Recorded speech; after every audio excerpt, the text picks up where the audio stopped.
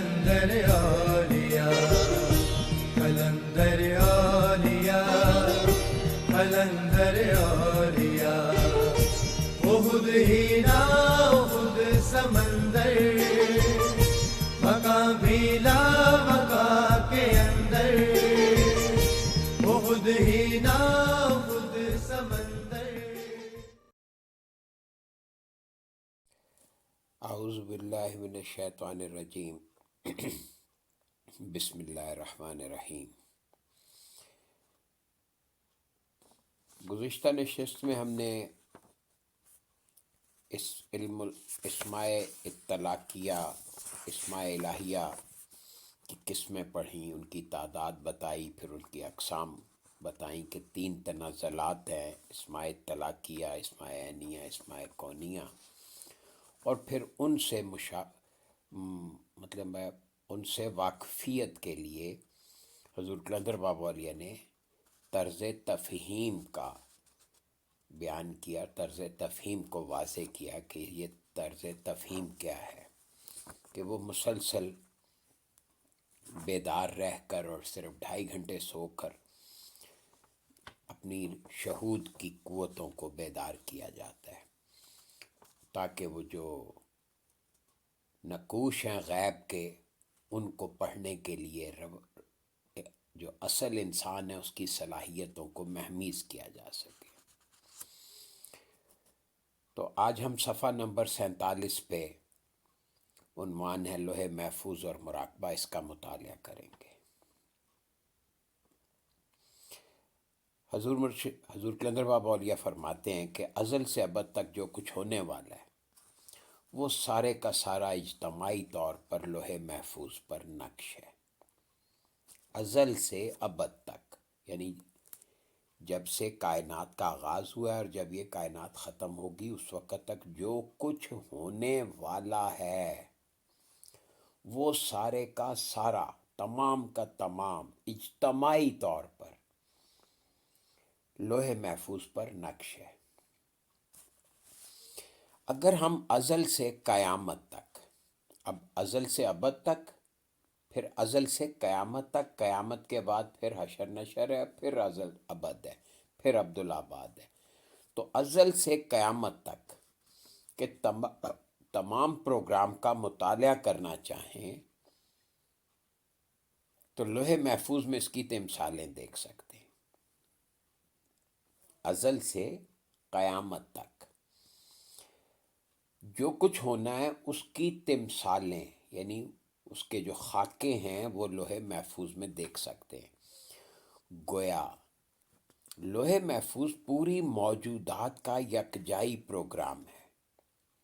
گویا لوح محفوظ پوری موجودات، جتنی بھی چیزیں موجود ہیں ان کا ایک یکجائی یعنی ایک ہی جگہ، ایک ہی نقطے میں بند پروگرام ہے. اور اگر ہم کسی ایک فرد واحد کی حیات کے پروگرام کا مطالعہ کرنا چاہیں تو لوح محفوظ کے علاوہ اس کا نقش فرد کے عیان میں دیکھ سکتے ہیں. اب یہ ذرا کمپیریٹیو دیکھیے، جب آپ پوری کائنات کو اسٹڈی کریں گے تو لوح محفوظ کو دیکھیں گے. اگر جب کسی کائنات کے کسی فرد کا انفرادی پروگرام یا اس کی حیات کا انفرادی پروگرام مطالعہ کرنا چاہیں گے تو اس کی 2 صورتیں، ایک تو آپ براہ راست لوح محفوظ پہ دیکھیں اور ساتھ میں اس کا نقش اس فرد کے عیان میں دیکھ سکتے ہیں.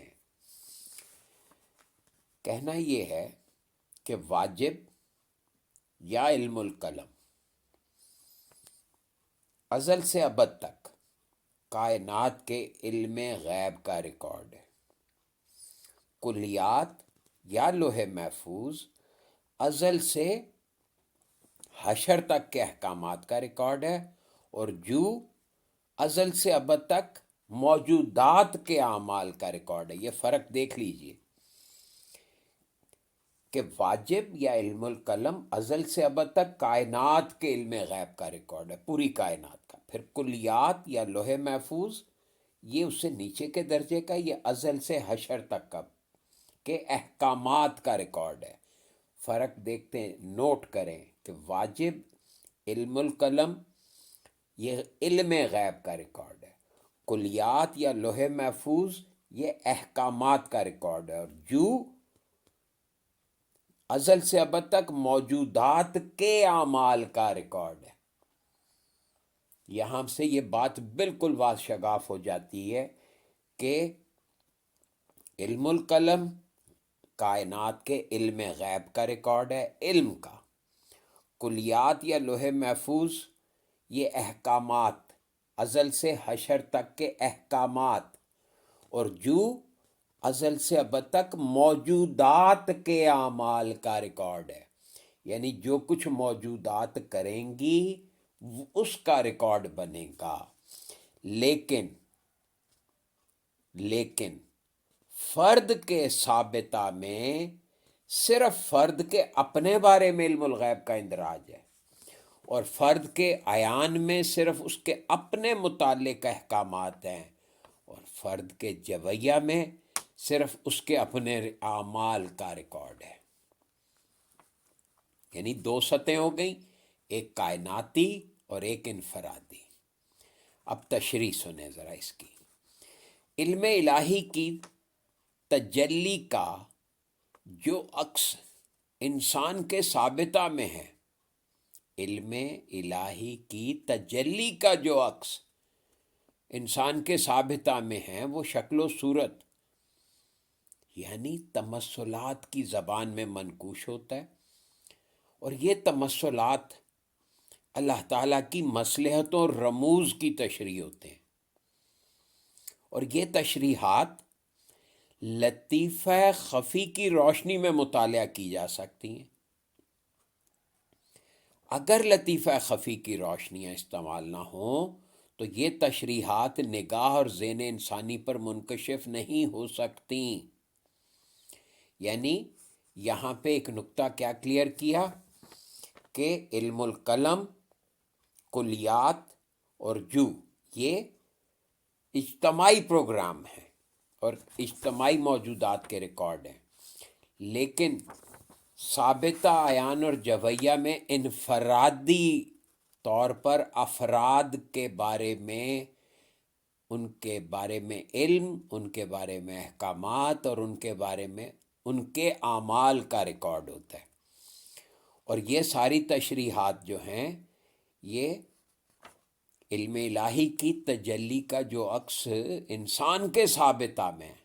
یہ بالکل واضح ہو گئی بات کہ انسان کا ثابتہ علم الہی کی تجلی کا عکس پڑ رہا ہے وہاں پہ، تو وہ شکل و صورت یعنی کہ تمثلات کی زبان میں منقوش ہوتا ہے، اور یہ سب اللہ کی مصلحت اور رموز کی تشریح ہوتے ہیں، اور ان تشریحات کو لطیفہ خفی کی روشنیوں میں مطالعہ کیا جا سکتا ہے۔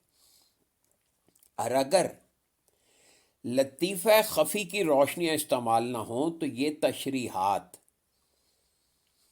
نگاہ اور ذہن انسانی پر منکشف نہیں ہو سکتی۔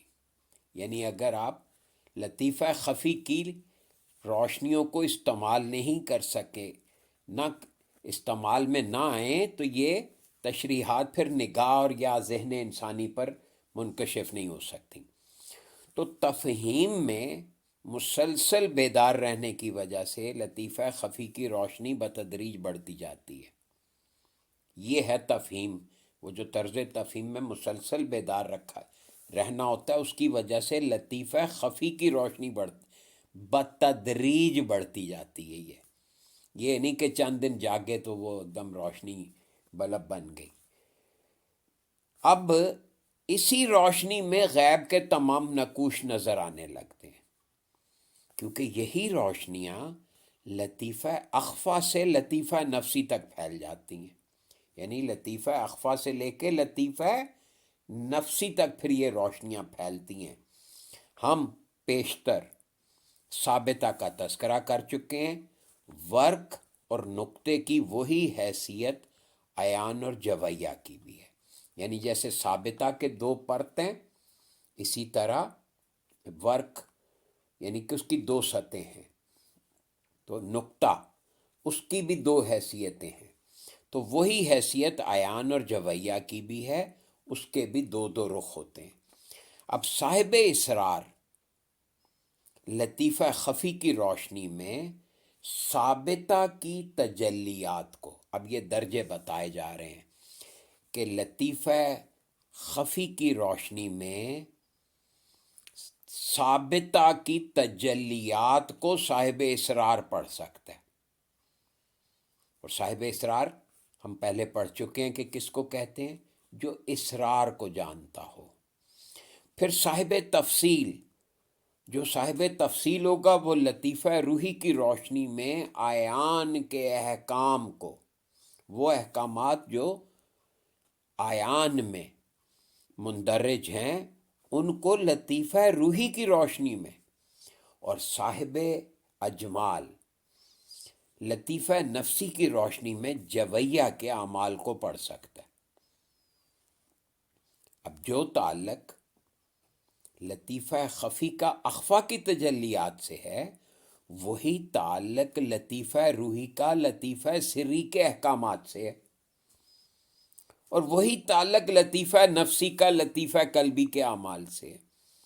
یعنی یہ بات یہاں پہ بالکل واشگاف کر دی گئی کہ یہ صاحب اسرار کیا کرتا ہے؟ وہ لطیفہ خفی کا اور لطیفہ اخفا کا تعلق جو ہے اس کو اسٹڈی کر سکتا ہے، اور جو صاحب تفصیل ہے وہ لطیفہ روحی کی روشنی میں عیان کے احکام کو، اور صاحب اجمال جو ہے، اجمال کہتے ہیں مختصر، یعنی کہ ایک بریف جو اسٹیٹمنٹ ہوتی ہے اس کو اجمال کہتے ہیں۔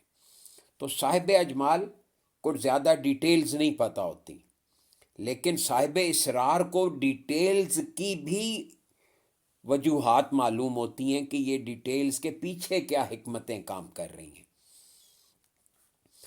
اور یہاں پہ ایک بات کو سمجھایا گیا ہے کہ لطیفہ خفی اور لطیفہ اخفا کا جو تعلق تجلیات کے تحت ہے، دونوں ایک دوسرے کے پرت ہیں، وہی تعلق پھر لطیفہ روحی کا لطیفہ سری کے احکامات سے ہے۔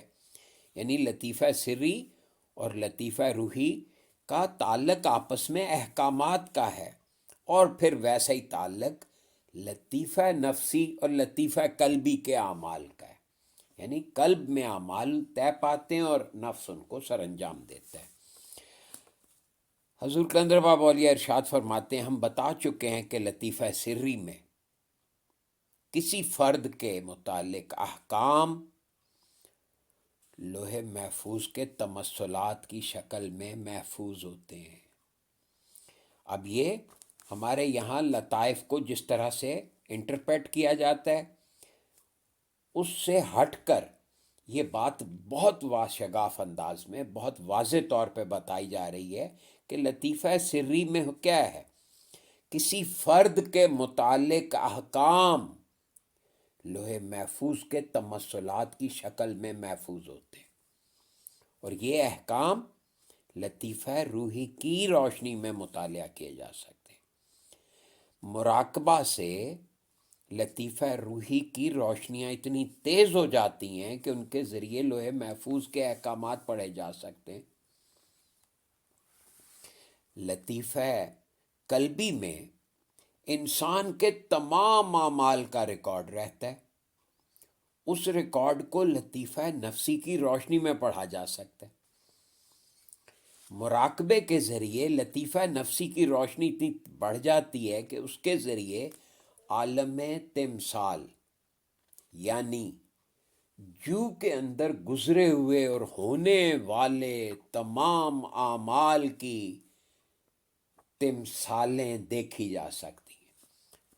اس میں علاوہ اور باتوں کے جو بہت ہی ضروری بات بتائی گئی ہے کہ کس طرح سے مراقبہ کرنے والا بندہ درجہ بدرجہ پہلے جو کے اندر گزرے ہوئے اور ہونے والے اعمال کی تمثالیں دیکھ سکتے ہیں، کیونکہ اس سے لطیفہ نفسی کی روشنی بڑھ جاتی ہے، اور چونکہ اس کا سارا ریکارڈ لطیفہ قلبی میں ہوتا ہے، لہٰذا وہ لطیفہ نفسی کی روشنیاں بڑھنے سے وہ اعمال کا ریکارڈ پڑھ سکتا ہے۔ پھر جب مزید مراقبہ کرنے سے، مراقبے میں مزید ترقی ہونے سے، مراقبے میں ذہن مزید کھلنے سے،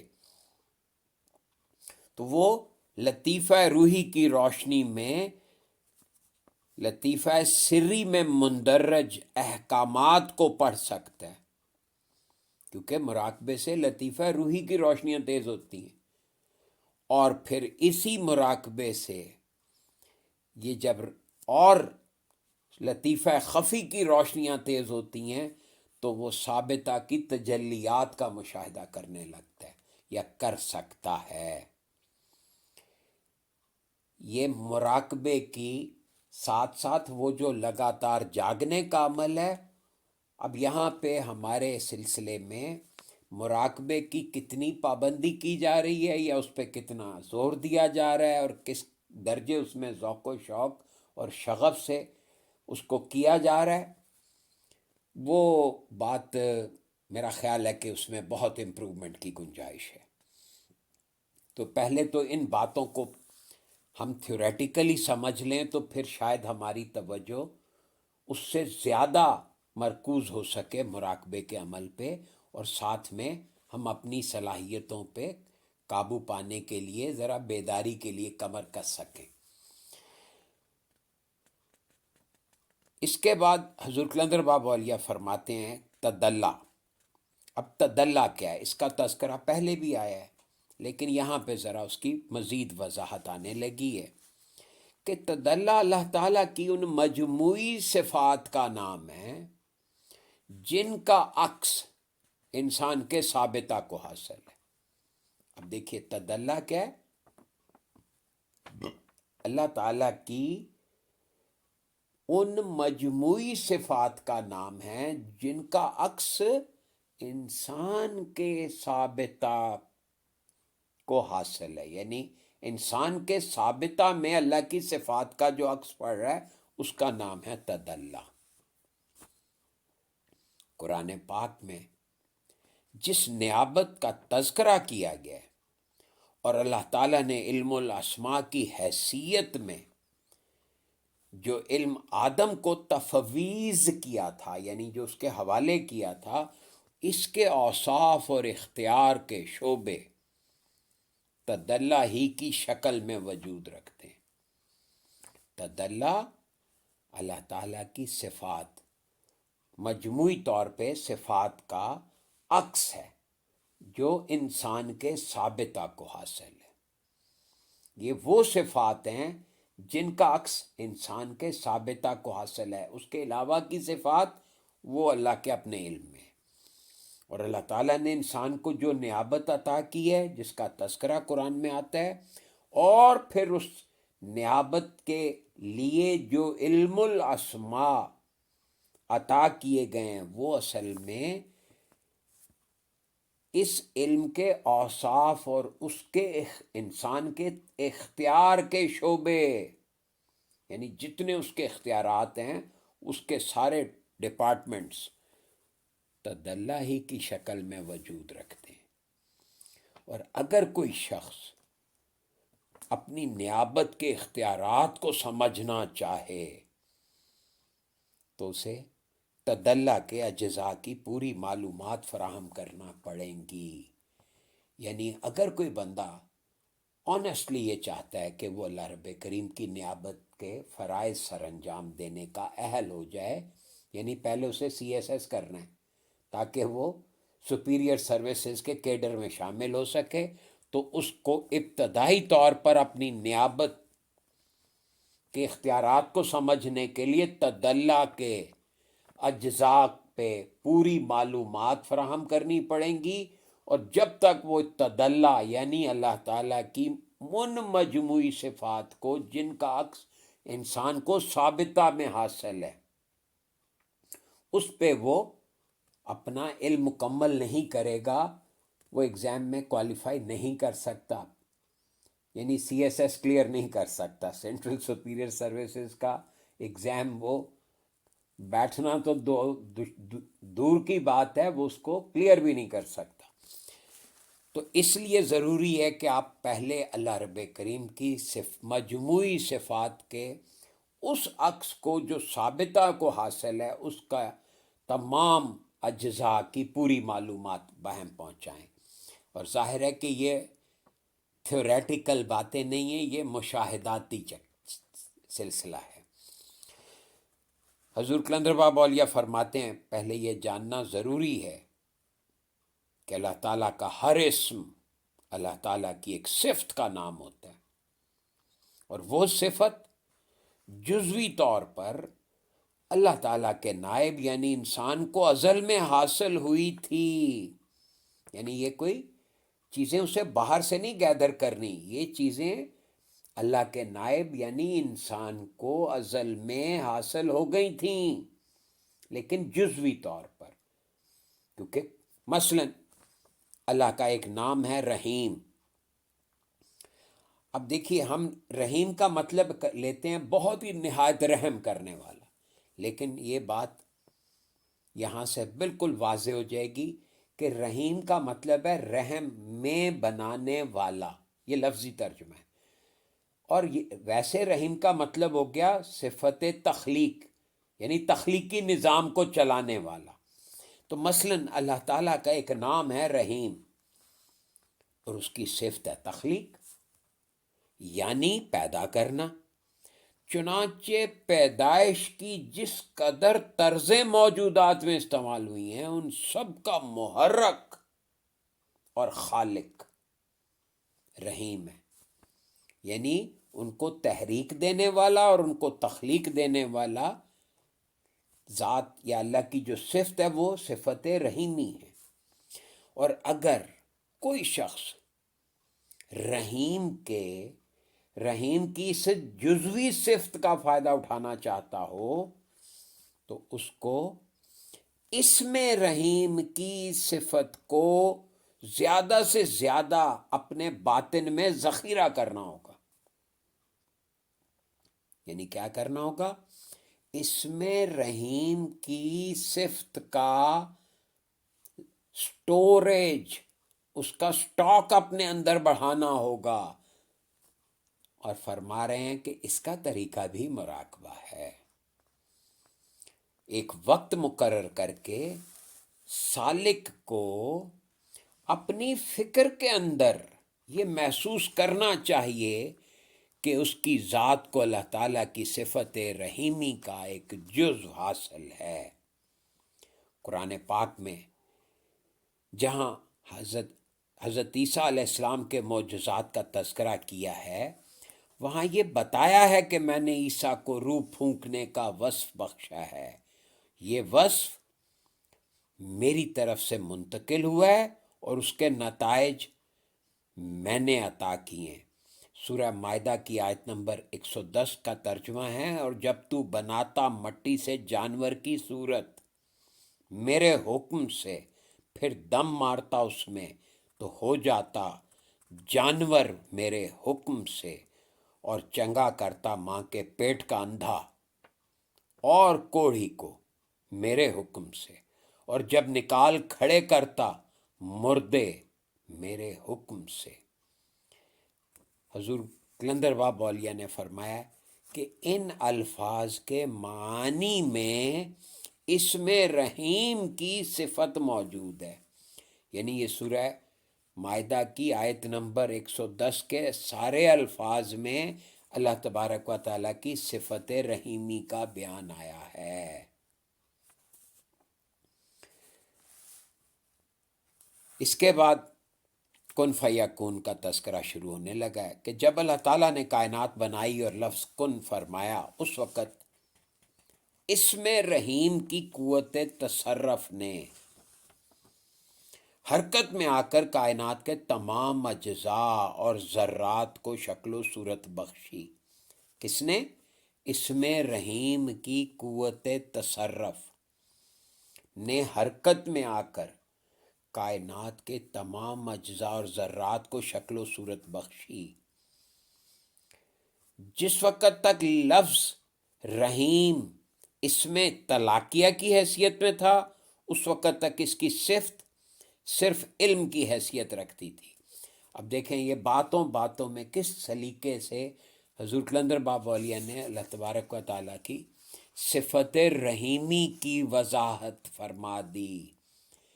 بات چلی تھی صفت محیط سے، پھر صفت سمدیت کا بیان آیا، اس کے بعد باقی صفات کا، اور اب یہاں پہ آ کر کس طرح بیچ میں علیم کا تذکرہ آیا، اور اب کس طرح سے انہوں نے صفت رحیمی کو واضح کر دیا۔ اور فرمایا کہ جب اللہ نے لفظ کن فرمایا تھا تو اس وقت اصل میں کیا ہوا تھا؟ اس وقت اصل میں یہ ہوا کہ اس میں رحیم کی قوت تصرف، یعنی اس میں رحیم کے اثر پذیری نے حرکت میں آ کر کائنات کے تمام اجزاء اور ذرات کو شکل و صورت بخشی تھی۔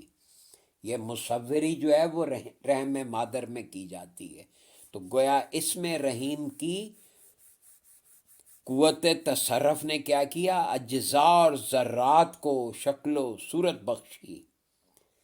اور جب تک لفظ رحیم اس میں اطلاقیہ کی حیثیت میں تھا، اس وقت تک اس کی صفت صرف علم کی حیثیت رکھتی تھی، یعنی یہ کیفیت نچلے درجے پر آ کر ہوئی۔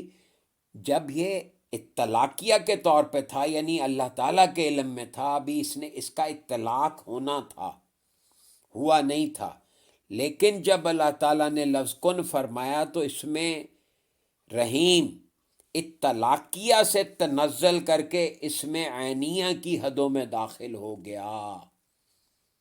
کہ عینیہ یعنی اطلاقیہ سے اب یہ عینیہ ہو گیا، کیونکہ عین کا مطلب آنکھ ہے، اور اب یہ جو خد و خال بن گئے یہ نگاہ کی زد میں آ سکتے تھے یا نگاہ ان کو دیکھ سکتی تھی۔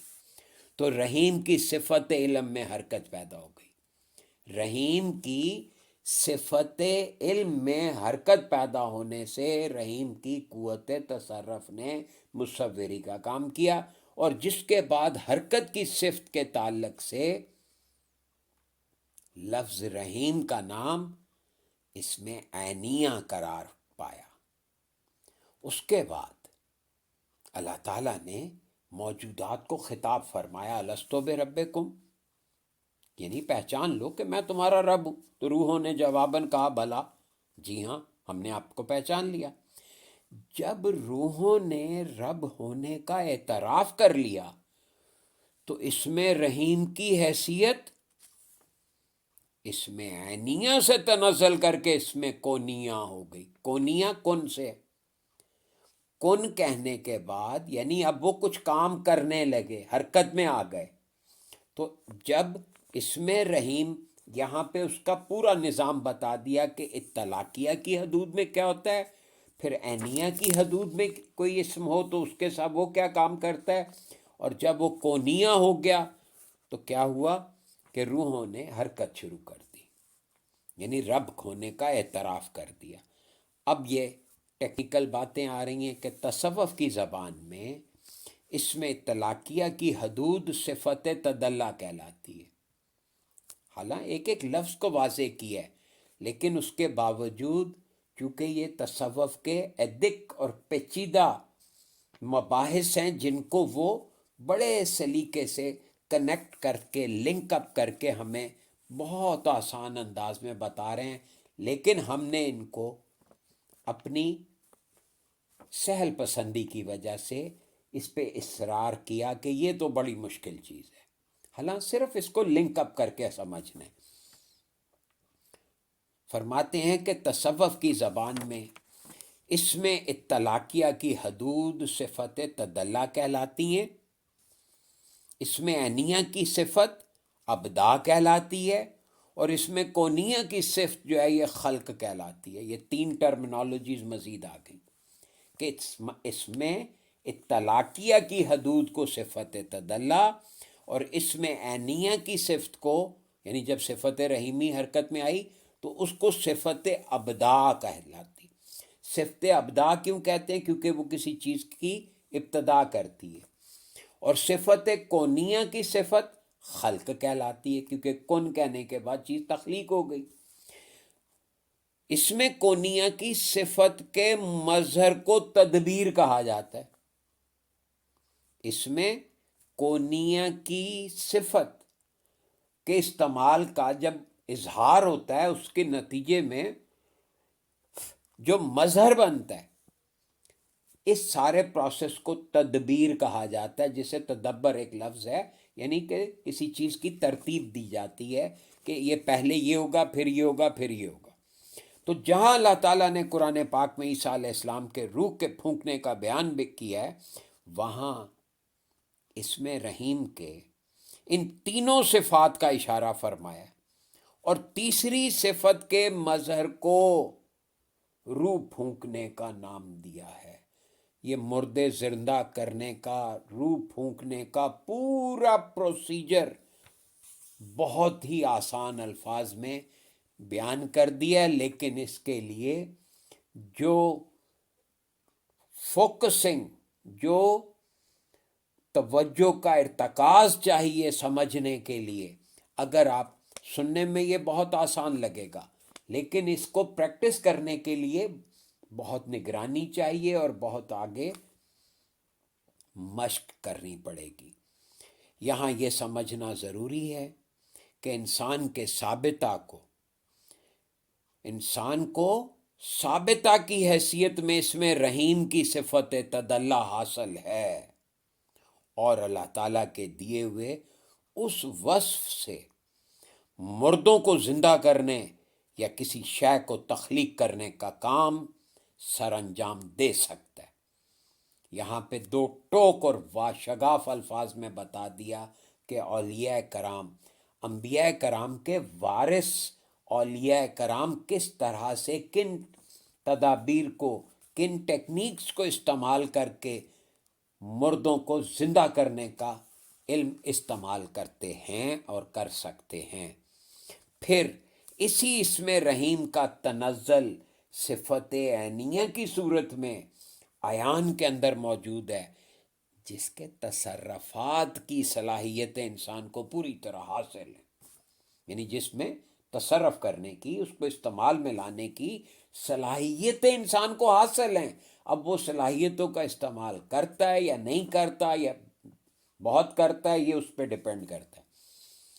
اس میں رحیم کی صفت کونیہ انسان کے جویہ میں پیوست ہے.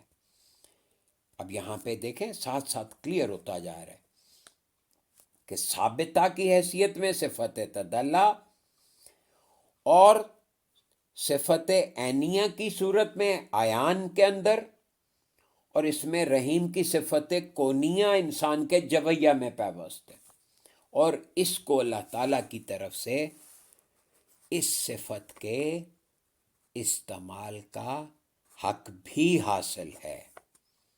اللہ تعالیٰ نے حضرت عیسیٰ کی مثال دے کر اس نعمت کی وضاحت کر دی ہے.